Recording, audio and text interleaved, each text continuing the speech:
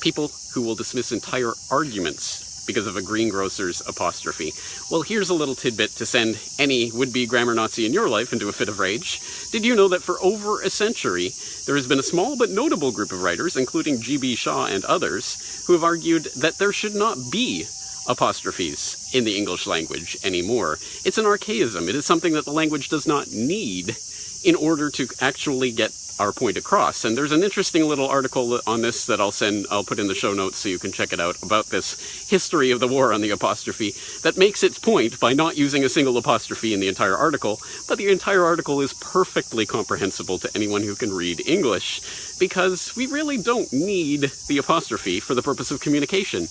And I think that's what rankles about these grammar Nazis. It's that they want us to believe that there's some sort of system of rules and laws that must be adhered to rigidly in order for language to effectively communicate, when that is evidently not the case. And yes, certainly there are occasions and contexts in which we must adhere to whatever style guide is being used by whatever organization we're writing for.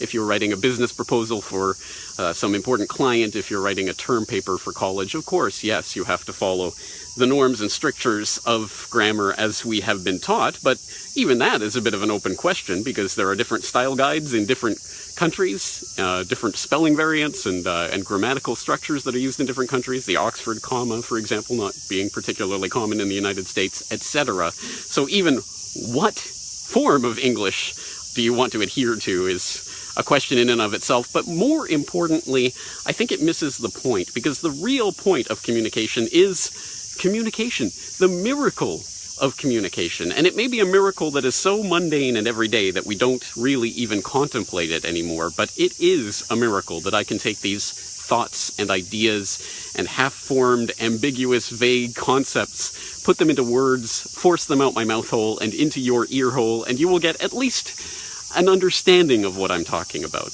That is a miracle, and that is the beauty of language. And I posit to you that that is the beauty of the anarchy of language. Yes, I may not speak at all times and in all contexts in a perfectly grammatically correct way, but if I get the point across, then isn't that enough? And I would argue that yes, that is in fact not only the potential of this miracle of communication, but also that's the delight, the play of language. That's where poetry comes from. That's where we can really play with the concept of how we communicate things. And we don't always have to rigidly adhere to those grade school verities that you must not begin a sentence with a conjunction or things of that sort. As long as we get the idea, the feeling, the impression across, that's, I think, really what we should be aiming at.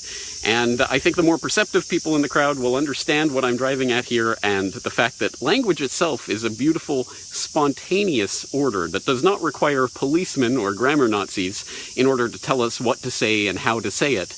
It's really a negotiation that happens between people each and every day, spontaneously, the spontaneous order that arises when crowds simply have to negotiate and get their point across to other people. It will happen, and it may not happen in some way that's been prescribed in some rule book somewhere, but it will happen, and that, I think, is very beautiful. And perhaps that's a point that we can apply more broadly in more political senses. And for more on that, I will invite you to check out my previous International Forecaster editorial on the concept of spontaneous order and the ramifications it has not only for our politics, but our society and our culture at large. But that's a very heady, philosophical, complex concept to think about, so I'll leave that to stew